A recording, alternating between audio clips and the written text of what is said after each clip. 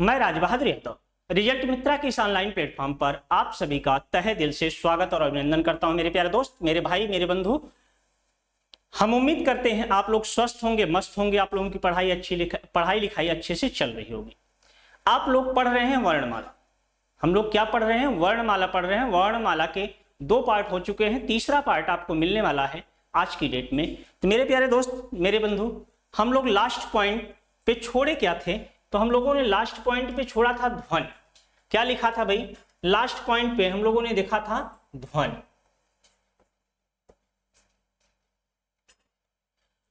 इस ध्वनि के विषय में हम लोग जान लेते हैं भैया, ध्वनि कहते किसे हैं।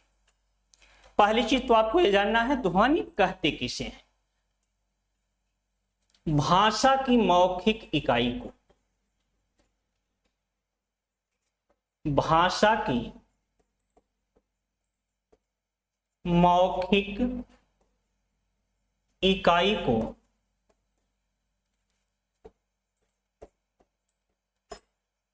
ध्वनि कहते हैं।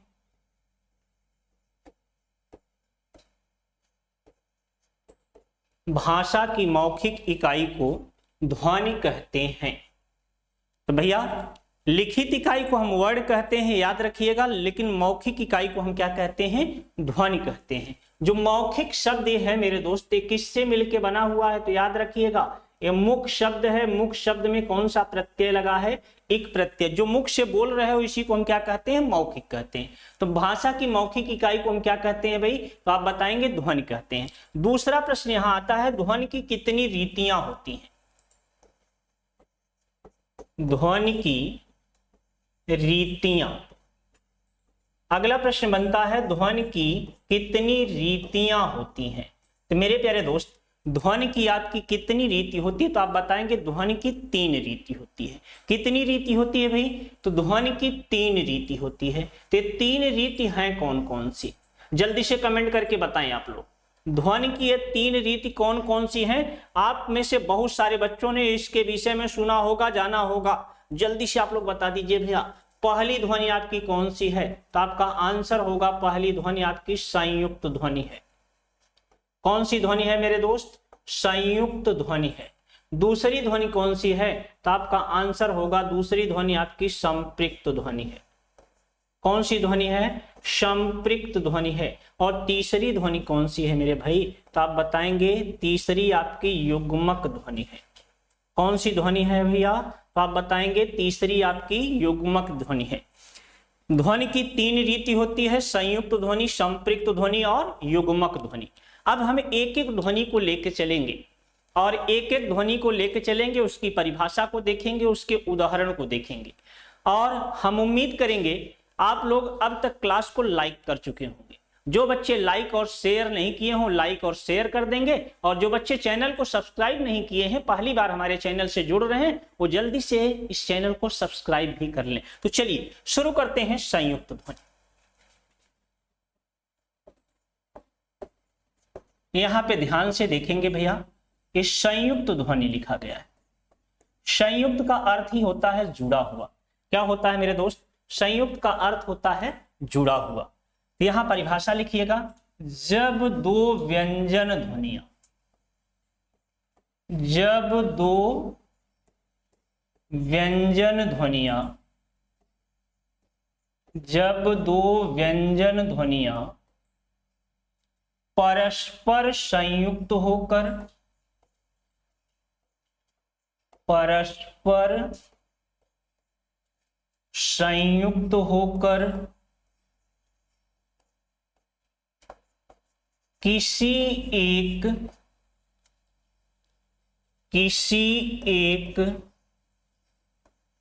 स्वर के सहारे, किसी एक स्वर के सहारे बोली जाए, किसी एक स्वर के सहारे बोली जाए, तो उसे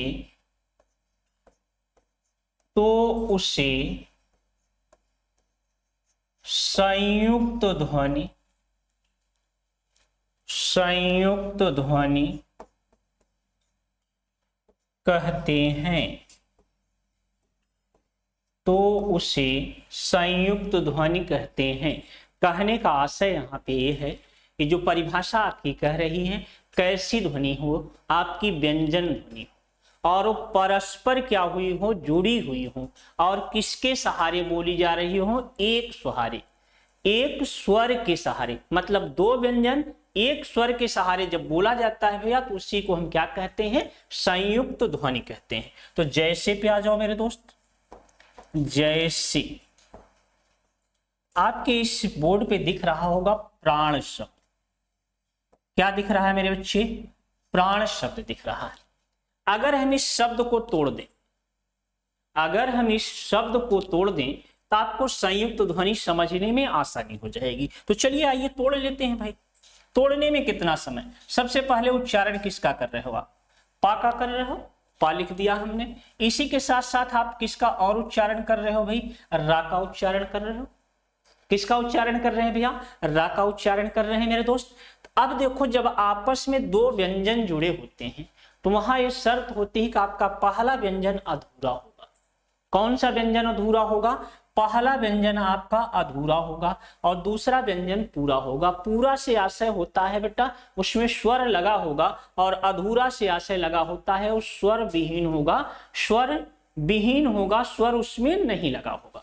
अब अगर हम रा में हलंत लगा दें तो इसका स्वर हम क्या कर सकते हैं, बाहर लिख सकते हैं। इसके बाद आपके पास क्या है, अड़ा है। अगर इस अड़ा में हलंत लगा दें मेरे दोस्त तो आपको क्या मिल जाएगा, आ मिल जाएगा। ये प्राण शब्द पूर्णतः आपका टूट गया। क्या टूट गया है भाई, प्राण शब्द आपका टूट गया है।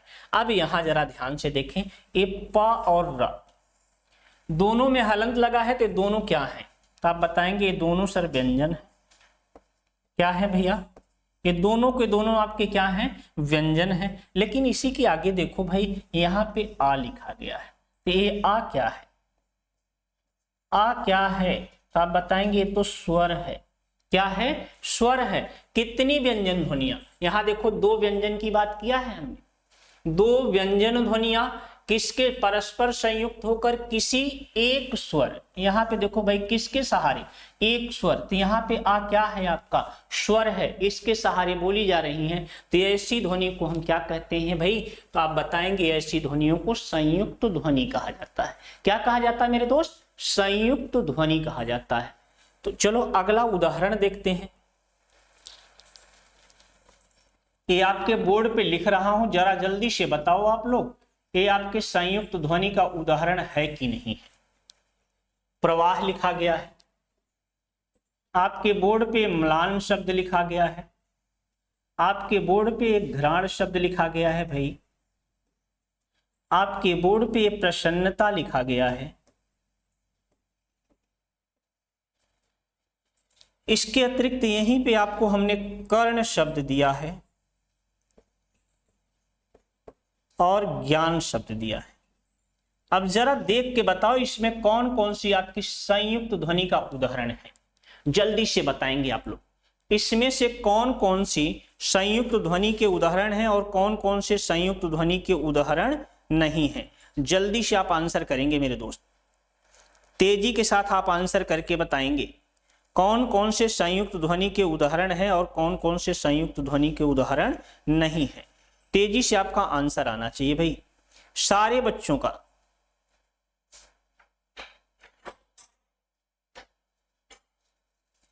सारे बच्चों का हमारे आंसर आना चाहिए। अगर हम प्रवाह शब्द को तोड़ देते हैं मेरे मित्र, किस शब्द को तोड़ देते हैं, प्रवाह शब्द को तोड़ देते हैं, तो यहां हमें पा मिलेगा, रा मिलेगा। रा में कौन सा स्वर है, ह्रस्व आ है। फिर क्या है, वाह है, वाह में क्या मिलेगा आपको, दीर्घ आ मिलेगा। फिर क्या है, हा है, हा में हलंत लगाएंगे, क्या मिल जाएगा भाई, आ मिल जाएगा। यहां तक में हम सोचते हैं, हम उम्मीद करते हैं हमारे किसी बच्चे को दिक्कत नहीं होगी। अगर दिक्कत हो रही है भाई तो अभी लिख दो। यहां देख लो एक क लिखा गया है, यहां दीर्घ का है, का के बाद ककहरा जिसे आपने बचपन में पढ़ा था वही लिख रहा हूं। क्या लिख रहा हूं भाई, जो ककहरा आपने बचपन में पढ़ा है उसी को लिख रहा हूं। हम उम्मीद करेंगे हमारे सारे बच्चे इसको जानते होंगे और कौन सा इसमें स्वर है, कौन सा व्यंजन है, ये आप निकाल लेंगे भाई।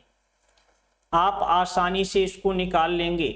स्वरों की संख्या 11 होती है। देखो ये हो गए कि नहीं, ये 10 हैं, ये आपका 11 नंबर आ गया। कितने वर्ण यहाँ लिखे गए हैं भाई? 11 लिखे गए हैं। कितने लिखे गए हैं मेरे दोस्त? 11 लिखे गए हैं। अब यहाँ देखो, अगर इस क में हलंत लगा दोगे, क्या कर दोगे? क में हलंत लगा लोगे तो इसका स्वर कौन सा है? आ है, इसको हम बाहर लिख सकते हैं। इसी तरह से यहाँ का है, का में हम हलंत लगा देंगे तो इसका आ बाहर लिख लेंगे। फिर क्या है? की है, का में हमने हलंत लगाया, क्या मिला आपको? छोटी ई मिली भाई। का में हलंत लगाया, आपको क्या मिला? दीर्घ ई मिल गई। का में हलंत लगाओगे आपको क्या मिल जाएगा मेरे दोस्त? ऊ मिल जाएगा। अब यहाँ पे का में हलंत लगाओगे आपको क्या मिल जाएगा? दीर्घ ऊ मिल जाएगा। यहाँ पे हलंत लगा दोगे भैया तो क्या मिल जाएगा आपको? ए मिल जाएगा। इसके बाद का में हलंत लगाएंगे आपको क्या मिल जाएगा? आय मिल जाएगा। फिर का में हलंत लगाओगे मेरे दोस्त तो क्या मिल जाएगा? इसका स्वर कौन सा है? तो आप बताएंगे ओ है। इसके बाद का में हलंत लगाया और क्या मिला आपको? औ मिला है भाई। इसके बाद का में हम हलंत लगाएंगे तो हमें क्या मिलेगा मेरे दोस्त? तो आप बताएंगे री मिलेंगे। 11 स्वर होते हैं। 11 स्वर आपके बोर्ड पे लिख दिया हूं मेरे भाई। अगर किसी बच्चे को कोई दिक्कत होगी तो आप उसमें से आप आसानी से काम कर सकते हो। अब देखो तोड़ने में आपको यहाँ सहायता मिल जाएगी। अब देख लो भैया, यहाँ पा और रा मिला है, किसके सहारे बोला जा रहा है?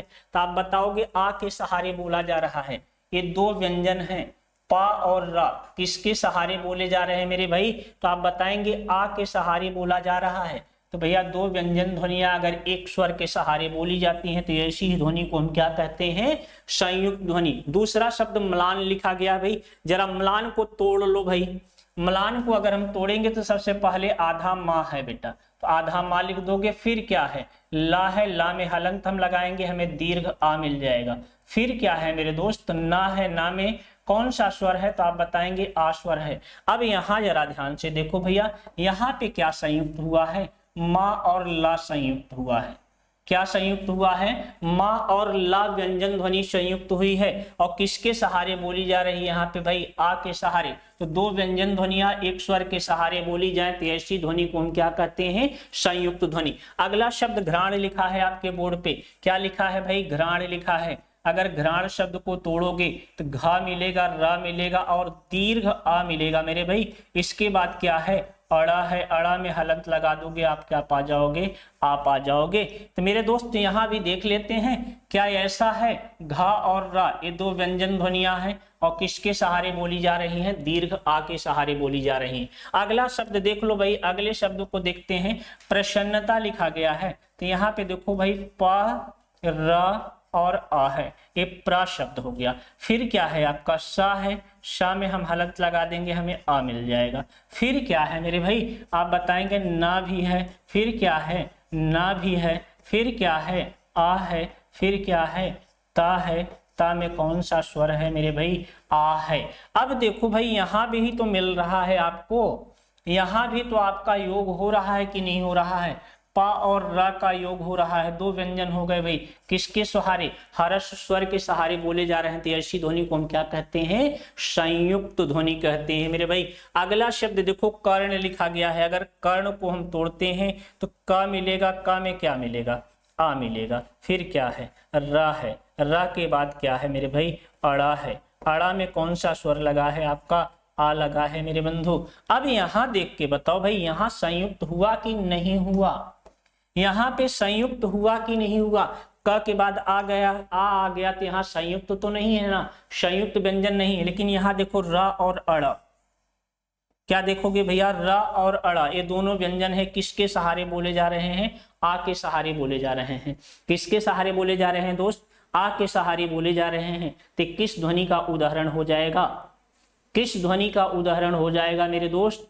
तो आप बताएंगे ये भी भैया संयुक्त ध्वनि का उदाहरण है।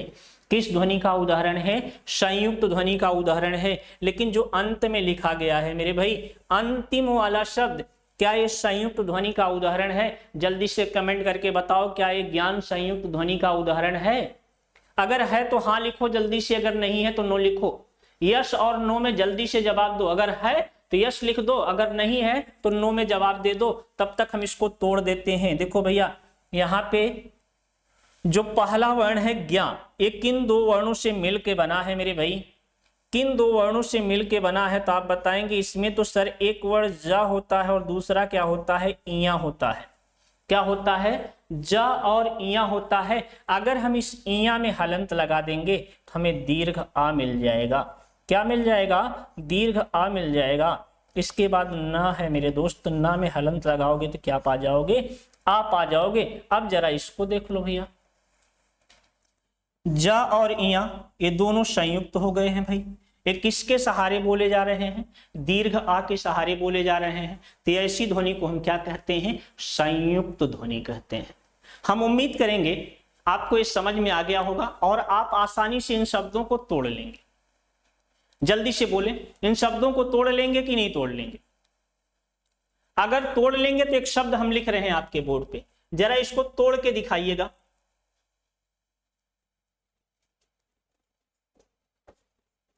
आपके बोर्ड पे लिखा गया है प्रकर्ष।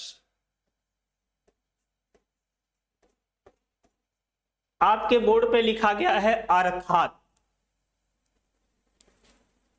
क्या लिखा गया है? अर्थात।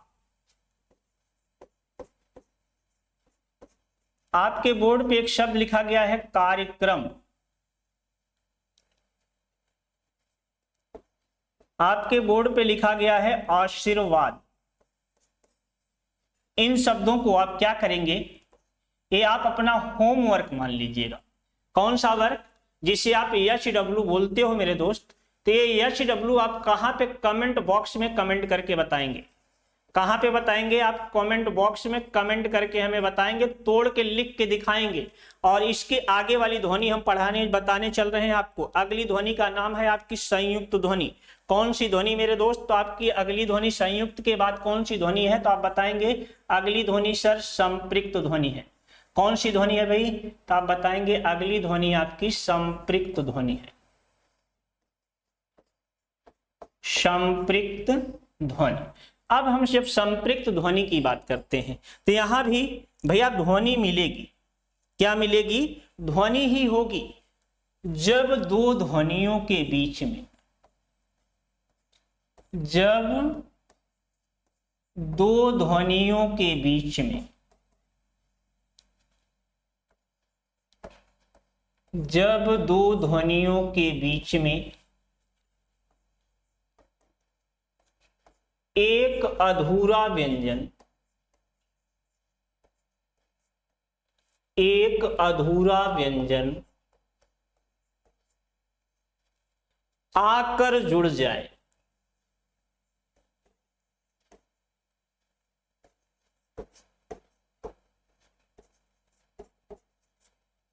एक अधूरा व्यंजन आकर जुड़ जाए तो उसे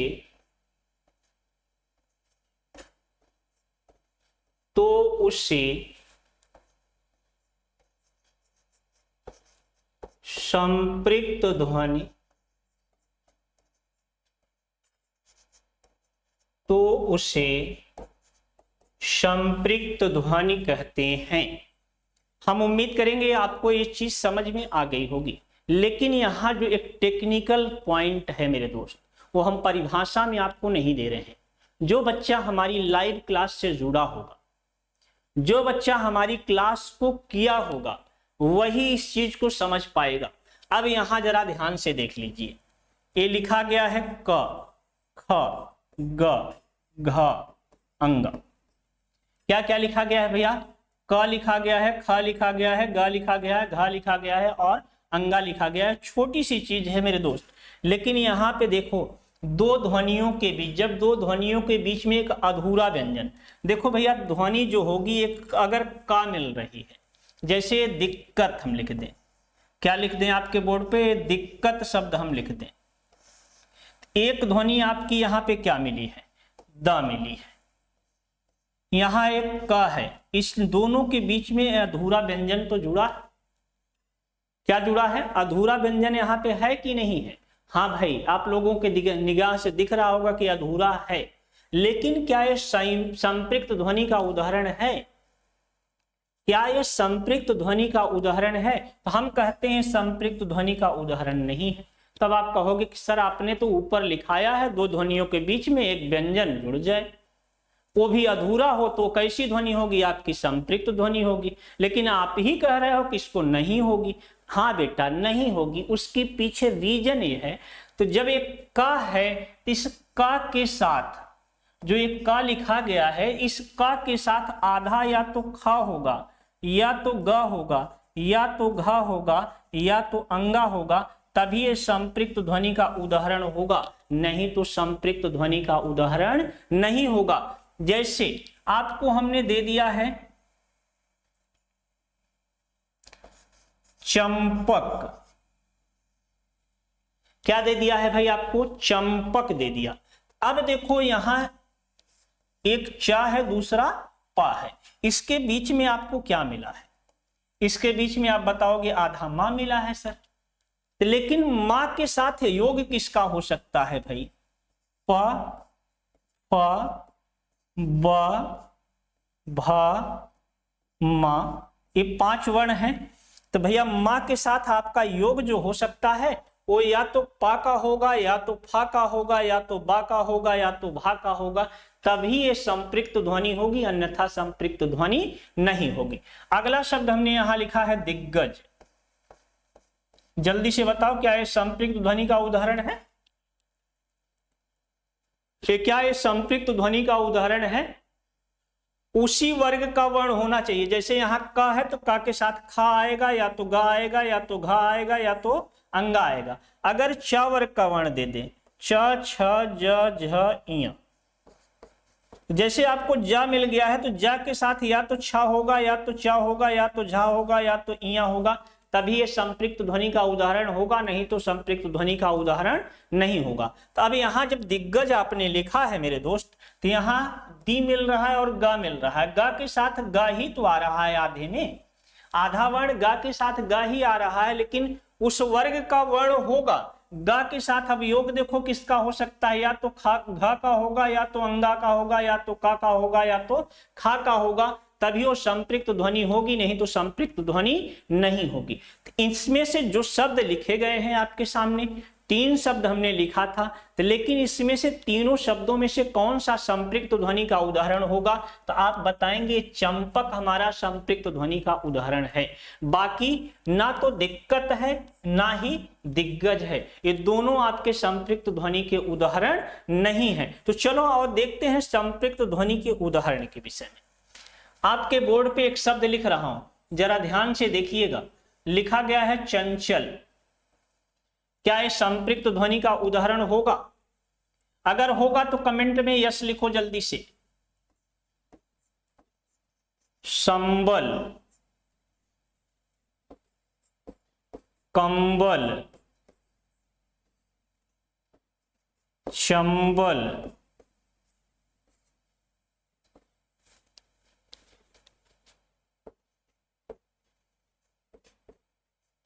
डंबल। जल्दी से बताएं हमारे बच्चे, इसमें से कौन सा संपृक्त ध्वनि का आपका उदाहरण है और कौन कौन से संपृक्त ध्वनि के उदाहरण नहीं है? तेजी से आंसर करके बताएंगे हमारे दोस्त, तेजी से आंसर करेंगे। यहां चंचल लिखा गया है, च और इया, तो यहां देख लो भैया, च, छ, ज, झ, इया। तो यहाँ किसका योग हुआ है भाई? च और इया का योग हुआ है, च और इया यहाँ पे है, तो भैया च और इया मिल गया, तो आपके 21 ध्वनि का उदाहरण हो जाएगा। तो आप बताएंगे च और इया मिल रहा है सर। च और इया अगर मिल रहा है तो आपके किस ध्वनि का उदाहरण है? तो आप बताएंगे संपृक्त ध्वनि का उदाहरण है। किस ध्वनि का उदाहरण है मेरे दोस्त? तो आप बताएंगे संपृक्त ध्वनि का उदाहरण है। संबल में देखो भैया, ये प, प, ब, भ, म, ये 5 वर्ण एक वर्ग में आते हैं, तो यहाँ माँ और बा दोनों एक वर्ग के हैं। हाँ भाई, ये माँ और बा एक ही वर्ग के तो हैं, तो माँ और बा एक ही वर्ग के हैं भैया, ते भी आपके किस ध्वनि का उदाहरण होगा?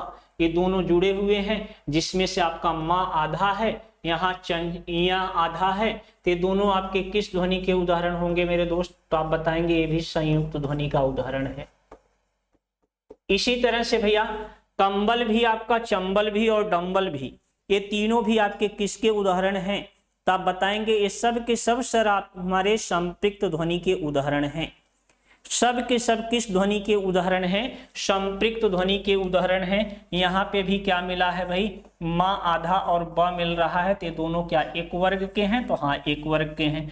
चंबल की अगर हम बात करते हैं तो यहाँ पे भी माँ और ब ही मिल रहा है, दोनों एक ही वर्ग के हैं। डंबल की अगर हम बात करते हैं तो माँ और ब यहाँ भी मिल रहा है, तो ये दोनों भी आपके क्या हैं? एक ही वर्ग के हैं। जब एक ही वर्ग के दो वर्ण मिल जाते हैं, एक आधा होता है एक पूरा होगा, तो किस ध्वनि का उदाहरण हो जाएगा मेरे दोस्त? आप बताएंगे वो सब के सब किस ध्वनि के उदाहरण हो जाएंगे? आपके संयुक्त ध्वनि के उदाहरण हो जाएंगे। संपृक्त ध्वनि, भाई संयुक्त नहीं, यहाँ संपृक्त ध्वनि लिखिएगा।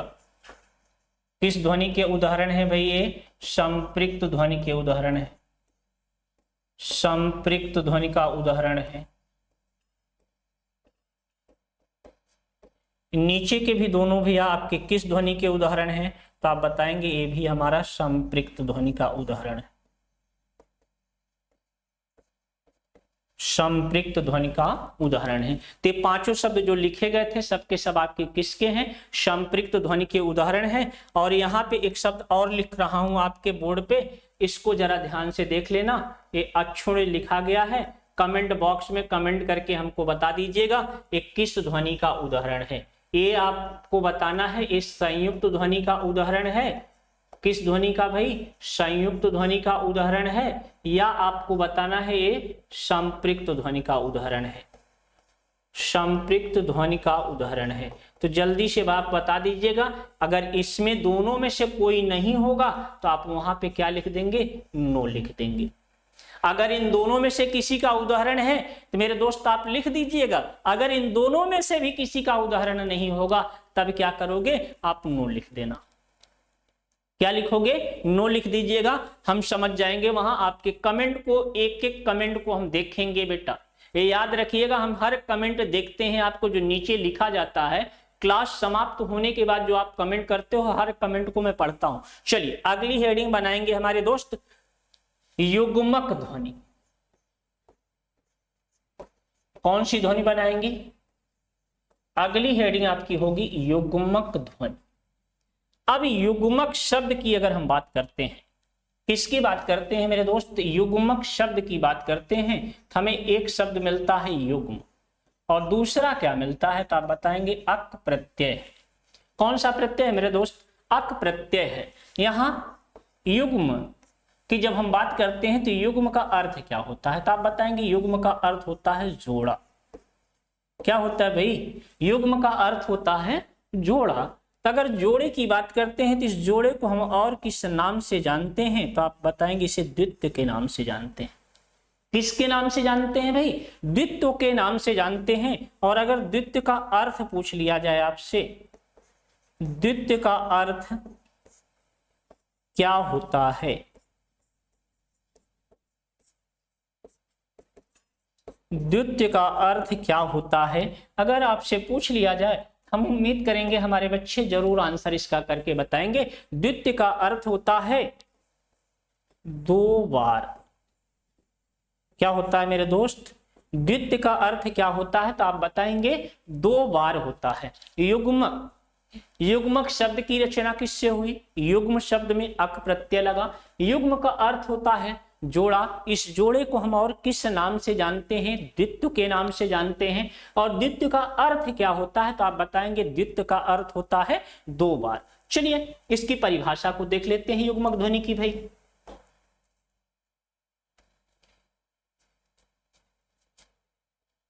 जब एक ही ध्वनि का, जब एक ही ध्वनि का द्वित्व कोष्ठक में दो बार, द्वित्व कोष्ठक में दो बार हो जाए द्वितीय हो जाए तो उसे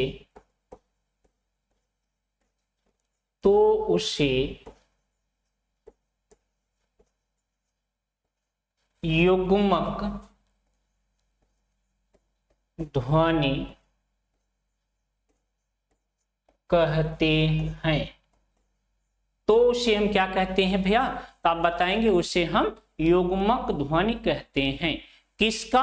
द्वितीय हो जाए, वो कोई भी ध्वनि आ जाए, चाहे वो का हो, चाहे चा हो, चाहे टा हो, चाहे ता हो, चाहे पा हो, चाहे अड़ा हो, चाहे जा हो, चाहे झा हो, कोई भी व्यंजन 2 बार आ जाएगा तो उसी को हम क्या कह देंगे?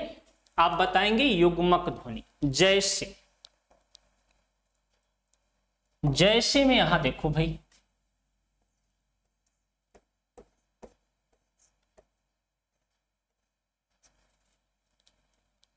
यहां देखेंगे ला, क्या लिखा गया है भाई आपके सामने? ला। ये 2 बार है कि नहीं? आप बताएंगे हाँ सर है। यहां देखो भैया का, ये 2 बार लिखा गया है, इसका मतलब ये युग्म है।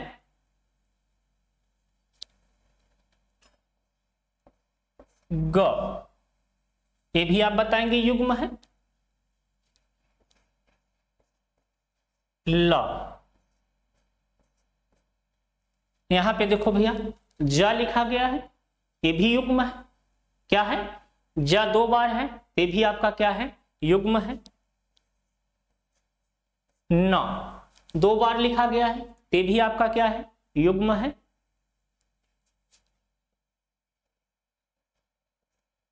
अड़, ये भी 2 बार लिखा गया है, ये भी क्या है? आपका युग्म है। इन शब्दों को जरा पूरा कर दो भाई, मेरे दोस्त, मेरे बंधु, मेरे भाई, इन शब्दों को जरा पूरा करिए जल्दी से। इन शब्दों को तेजी के साथ पूरा करिएगा।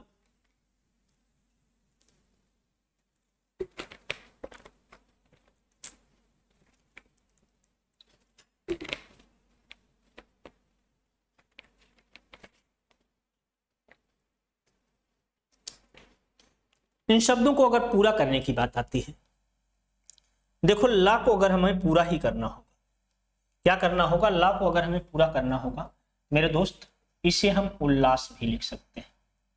क्या लिख सकते हैं? इसे हम उल्लास भी लिख सकते हैं। इसी से संबंधित अगर हमें तल्लीन लिखना हो तब भी ये ला 2 बार आएगा।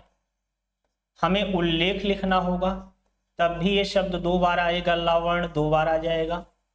हमें उल्लंघन लिखना होगा तब भी ये 2 बार आ जाएगा। लेकिन अगर हमें दिल्ली लिखना हो मेरे बच्चे, क्या लिखना हो? दिल्ली लिखना हो तब भी ये 2 बार आएगा। कितनी बार आएगा? दिल्ली लिखना होगा तब भी ये कितनी बार आएगा? ला 2 बार आएगा। अगर ये ला 2 बार हर जगह पे आ रहा है तो सारे के सारे ऊपर लिखे हुए शब्द आपके क्या किसके होंगे? तो आप बताएंगे सब के सब हमारे युग्मक ध्वनि के उदाहरण है सर। तो यहाँ ये जो दिल्ली लिखा गया है ये मोस्ट इंपॉर्टेंट शब्द है। कैसा है भाई? ये मोस्ट इंपॉर्टेंट शब्द है। बहुत सारे एग्जामों में दिल्ली शब्द दे के पूछा गया है किस ध्वनि का उदाहरण है। तो आपको पता हो गया है भाई ये किस ध्वनि का उदाहरण है। हमारे ला वर्ण 2 बार आ गया है तो एक ही ध्वनि का युग्म हो गया है, जोड़ा बन गया है। तो ऐसी ध्वनि को हम क्या कह देते हैं? युग्मक ध्वनि। अगला शब्द आपके बोर्ड पे लिखा गया है, क्या लिखा गया है भाई? का और का। इस का और का वाले शब्द को अगर हमें पूरा करना हो तो हम इसको क्या लिख सकते हैं? दिक्कत लिख सकते हैं। क्या लिख सकते हैं भाई? दिक्कत लिख सकते हैं। और अगला वाला शब्द देखो भाई गा 2 बार है, इसको हम दी लिख के दूसरी तरफ जा बढ़ा देते हैं तो हमारा शब्द दिग्गज बन जाएगा। क्या बन जाएगा भाई? दिग्गज बन जाएगा। ये देखो ला 2 बार लिखा था भैया, एक तरफ दी जोड़ा एक तरफ गी जोड़ा, ये बन गया दिल लगी। क्या बन गया भाई? दिल लगी बन गया। यहां देखो भाई एक तरफ उ जोड़ दो दूसरी तरफ वल जोड़ दो, आपका शुद्ध वर्तनी में उज्ज्वल बन जाएगा। क्या बन जाएगा मेरे भाई? उज्ज्वल बन जाएगा। यहां देखो भाई ये प्रसन्न बन गया। इसको जोड़ने के लिए 2 शब्द में आपको अक्षुण बन गया। क्या बन गया भाई? अक्षुण बन गया। हर जगह आपने देख लिया भाई क्या है, युग्म है, जोड़ा है। तो ऐसी ही ध्वनियों को हम किस नाम से जानते हैं? हमारे बच्चे, मेरे दोस्त, मेरे भाई, मेरी बहन, मेरे बंधु, आप बताओगे इस सब के सब उदाहरण सर युग्मक ध्वनि के हैं। अब तो गलती नहीं होगी ना, अब तो गलती नहीं होगी ना। अब इतने उदाहरण देने के बाद भी अगर गलत कर रहे हो भैया तो इसमें हमारा दोष नहीं होगा, ना ही हमारे सुनील सर का दोष होगा। हमने इतने उदाहरण आपको दिया है, इतने उदाहरण को समझाया है। तो मेरे दोस्त याद रखिएगा, आपको कहीं से कोई दिक्कत नहीं होनी पाएगी, बस आप क्लास को वॉच करो बस। सुनील सर कहते हैं 100% अपना समर्पण दो हमें। तो भाई हमें समर्पण आपका चाहिए, बाकी तो हमारे साथ ही सारे सहयोगी, पूरा परिवार, रिजल्ट मित्रा का पूरा परिवार आपके साथ खड़ा है। रात में 12 बजे जरूरत पड़ेगी तो रात में 12 बजे हम लेके खड़े हो जाएंगे, आपको पढ़ाना शुरू कर देंगे मेरे बच्चे। बस आपका वो डेडिकेशन मुझे चाहिए कि नहीं हमें हर हाल में पढ़ना है। 100% सुनील सर ने इसीलिए फ्री किया है कि हमारा कोई भी भाई बंधु जो गरीब से गरीब तबके से आता है वो भी शिक्षा से वंचित ना रहे। एक कदम उन्होंने उठाया है, उस कदम के साथ कदम ताल करने के लिए हम लोग भी तैयार हैं, और उसमें थोड़े से सहयोग की अपेक्षा आपसे। वो थोड़ा सा सहयोग हमें आपसे चाहिए ही चाहिए। वो सहयोग क्या है मेरे दोस्त, मेरे भाई, मेरे बंधु? ज्यादा से ज्यादा आप शेयर करोगे, जितने लोगों को शेयर करोगे उतना ही आप मेरा और मेरे इस रिजल्ट मित्रा परिवार का सहयोग करोगे। तो चलिए अगले पॉइंट पे बढ़ते हैं। ये तो रही ध्वनि की 3 रीतियां, संयुक्त ध्वनि, संपृक्त ध्वनि और युग्मक ध्वनि। अगले पॉइंट पे आ जाओ। अगली जो हेडिंग बनाएंगे वो हेडिंग आपकी होगी अक्षर। क्या होगी हेडिंग मेरे दोस्त? अक्षर। अब देखो भाई, अक्षर जो लिखा गया है, इस अक्षर शब्द को तोड़ा जा सकता है कि नहीं तोड़ा जा सकता है? तो आप कहोगे हाँ सर तोड़ा जा सकता है। एक आ मिलेगा, दूसरा क्या मिलेगा? क्षर मिलेगा। इस क्षर का अर्थ क्या होता है हमारे बंधु? आप बताएंगे, और पूर्व में हम बता भी चुके हैं। इस क्षर का अर्थ होता है क्षरण, और दूसरा अर्थ क्या होता है? तो आपका आंसर होगा परिवर्तन। क्या होगा? परिवर्तन। और यहां देखो आ का अर्थ क्या होता है? तो आपका आंसर होगा नहीं। मतलब जिन ध्वनियों या वर्णों में परिवर्तन नहीं होगा, जिन ध्वनियों या वर्णों में परिवर्तन नहीं होगा, उन्हें हम क्या कहेंगे? अक्षर कहेंगे मेरे दोस्त। तो इसकी संस्कृत में एक परिभाषा आती है। संस्कृत की परिभाषा जो कहती है वो है क्या? न क्षरति इति अक्षराः। न क्षरति इति अक्षराः। अब जरा ध्यान से देखो मेरे दोस्त, इसको हम कह सकते हैं अर्थात। क्या कह सकते हैं? अर्थात। जिन ध्वनियों या वर्णों में, जिन ध्वनियों या वर्णों में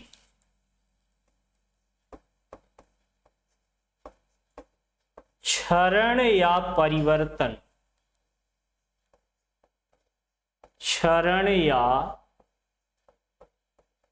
परिवर्तन नहीं होता,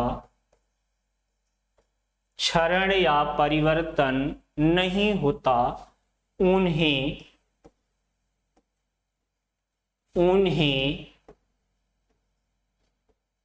अक्षर कहते हैं।